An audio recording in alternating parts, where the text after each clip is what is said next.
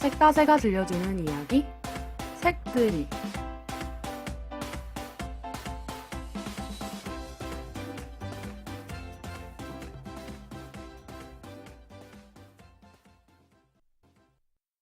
안녕하세요.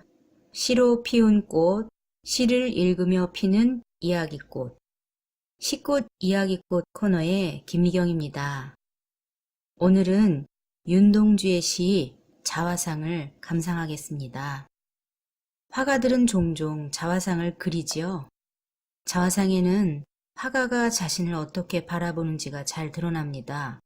화가의 슬픔, 좌절, 갈등과 고민을 진실하게 읽을 수 있습니다. 화가들만 자화상을 남기는 것은 아닙니다. 윤동주가 남긴 자화상입니다. 윤동주 자화상.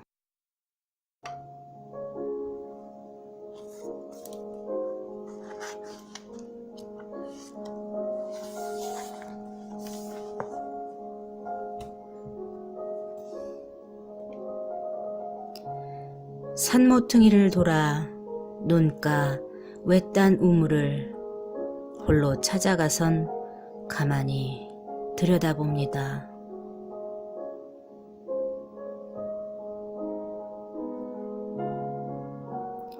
우물 속에는 달이 밝고 구름이 흐르고 하늘이 펼치고 파란 바람이 불고 가을이 있습니다.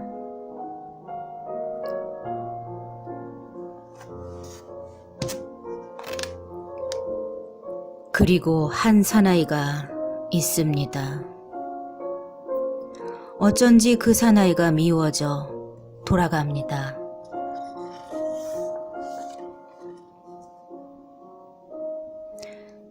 돌아가다 생각하니 그 사나이가 가엾어집니다. 도로 가 들여다보니 사나이는 그대로 있습니다.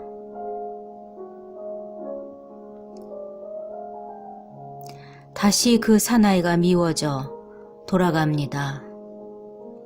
돌아가다 생각하니 그 사나이가 그리워집니다.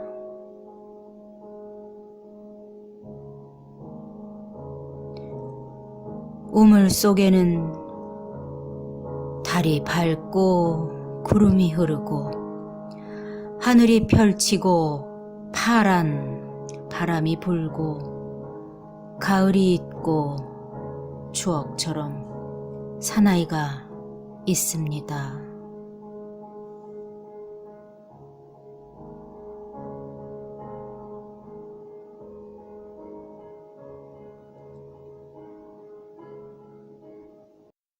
화자는 가을밤에 홀로 우물을 찾아갑니다. 그가 찾아간 우물은 물기는 안악들이 모이는 소란스런 곳이 아닙니다. 산모퉁이를 돌고 논 가장자리를 지나야 있는 외딴 우물입니다. 우물 속엔 무엇이 있나요? 우물 속에는 달이 밝게 비치고 구름이 흐르고 하늘도 펼쳐지고 파란 바람도 붑니다. 그리고 한 사나이가 있습니다. 달과 구름, 하늘과 바람이 들어와 흐르는 우물은 우주적인 공간이죠. 이 우물 속은 한 인간의 가장 깊숙한 내면이면서 동시에 우주를 향해 열린 반성적인 사유의 공간입니다. 자신의 마음 가장 깊숙한 곳인 우물에 달과 구름, 하늘과 바람이 비친다는 것은 시적 화자가 평소에 이러한 자연물을 동경해왔다는 사실을 의미하겠죠. 그 맑고 아름다운 것들 앞에서 자신의 모습은 부족하기 짝이 없습니다. 그래서 어쩐지 그 사나이가 미워진다고 고백합니다.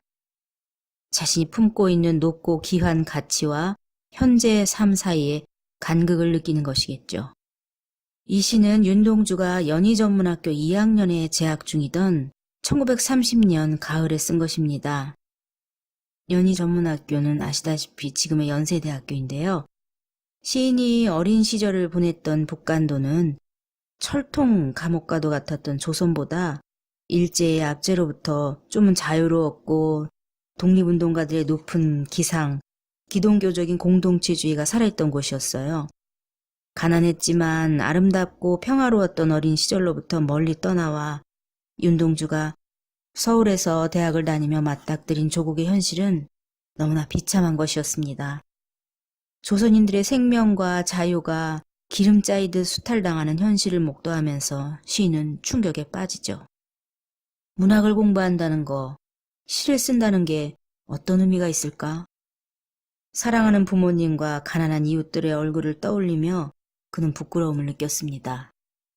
그들의 도움으로 공부하고 있는 자신이 이토록 고통스러운 세상을 위해 뭘 할 수 있을지, 세상을 더 나은 곳으로 만드는 일을 할 수 있을지 끊임없이 자문했죠. 1948년 윤동주가 죽고 난 다음에 발표된 유고 시집, 지금은 너무나 유명해진 하늘과 바람과 별과 시에 실려있는 31편의 시 가운데 대부분이 이 연희전문학교 시절에 쓰여졌어요. 윤동주는 일제의 가혹한 수탈 아래에서 아무것도 하지 못하는 자신이 못내 부끄럽고 싫었습니다. 그래서 시인은 그런 자신을 부정하기에 이릅니다. 그래서 우물에서 등을 돌려 돌아가죠. 하지만 돌아가다 생각하니 그런 자신이 가여워집니다. 높은 도덕적 이상과 책임감, 그에 미치지 못하는 자신에 대한 부끄러움, 자학, 자기부정, 그리고 슬픈 자기 연민까지. 굳이 이 시는 당시의 시대 상황을 고려하지 않아도 자기와 갈등에 빠진 사람이 느낄 법한 모든 감정을 아주 아름다운 우리말로 맑고 섬세하게 표현했습니다. 그래서 오래도록 사랑을 받고 있는데요.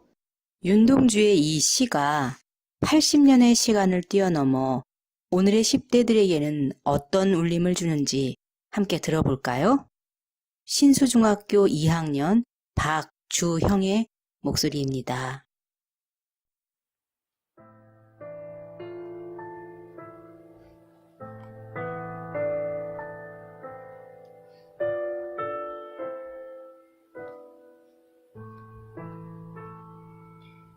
자화상 윤동주.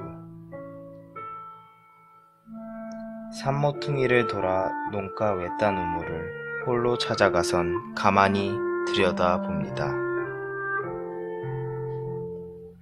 우물 속에는 달이 밝고 구름이 흐르고 하늘이 펼치고 파란 바람이 불고 가을이 있습니다.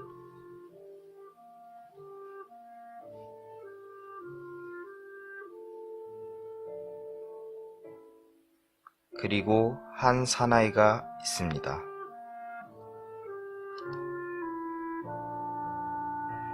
어쩐지 그 사나이가 미워져 돌아갑니다.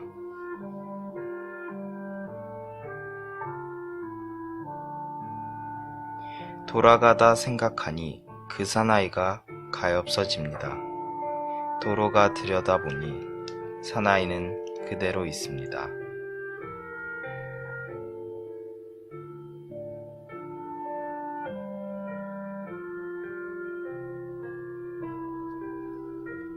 다시 그 사나이가 미워져 돌아갑니다.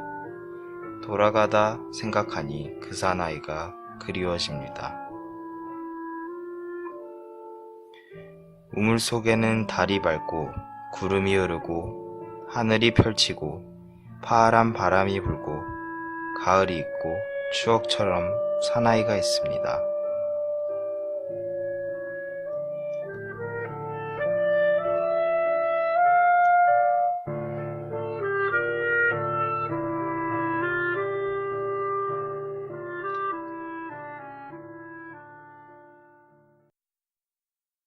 이 시는 아마 해석하기 힘든 시일지도 모르지만 해석하기 가장 쉬운 시일 수도 있습니다. 저는 이 시가 자신에 대한 반성을 표현한 시이며 우물 속 평화로운 세계에 대한 부러움을 나타낸 시라고 생각합니다. 일제감정기 활동을 한 윤동주 시인은 자신의 고통받는 나라와 우물 속 평화로운 가을을 보며 우물 속 사내를 미워했습니다. 아무것도 말하지 못했던 자신이 비추어져 있어 그 사내를 원망하며 자신을 반성했을 것입니다.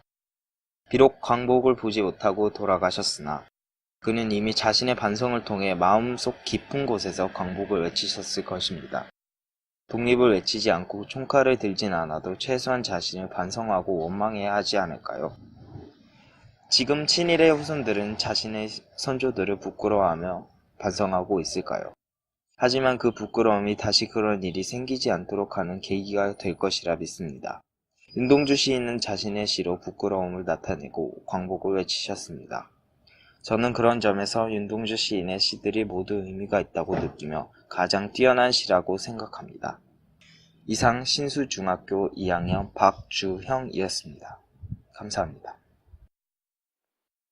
네, 오늘 윤동주의 자화상을 함께 감상해 보았습니다. 지금까지 책다새 팟캐스트 책들이의 시꽃 이야기꽃 코너였습니다. 다음에 또 좋은 시로 만나 뵙겠습니다.